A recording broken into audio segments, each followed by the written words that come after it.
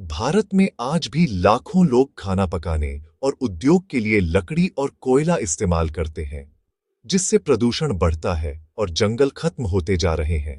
लेकिन क्या इसका कोई बेहतर समाधान है?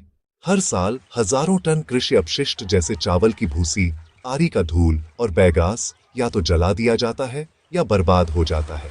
इससे क्या होता है? वायु प्रदूषण, स्वास्थ्य समस्याएं और मूल्यवान संसाधनों का नुकसान। दूसरी तरफ उद्योगों और घरों को सस्ता और कुशल ईंधन चाहिए होता है, लेकिन पारंपरिक ईंधन महंगा और प्रदूषणकारी है। यहीं पर आता है एक स्मार्ट और पर्यावरण अनुकूल समाधान, ब्रिकेट्स। ब्रिकेट्स मूल रूप से संपीड़ित ईंधन ब्लॉक होते हैं जो अपशिष्ट सामग्रियों से बनाए जाते हैं। ये न सिर्फ सस्ते होते हैं बल्कि पर्यावरण अनुकूल भी होते हैं, और सबसे बड़ी बात, ये अपशिष्ट को मूल्यवान उत्पाद में बदल देते हैं। चलिए समझते हैं ब्रिकेट्स कैसे बनते हैं। चरण 1, कच्चा माल इकट्ठा किया जाता है, जैसे चावल की भूसी, आरी का धूल या कृषि अपशिष्ट। चरण 2, इन सामग्रियों को सुखाया जाता है ताकि नमी कम हो जाए।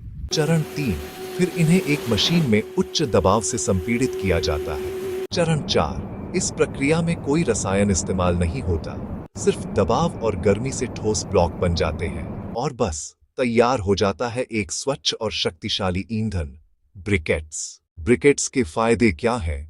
कम धुआं, मतलब कम प्रदूषण, उच्च दक्षता, ज्यादा गर्मी, कम ईंधन, आसान भंडारण और परिवहन, उद्योगों के लिए लागत प्रभावी, और सबसे महत्वपूर्ण, ये पर्यावरण अनुकूल है। ये भविष्य का ईंधन बन सकता है।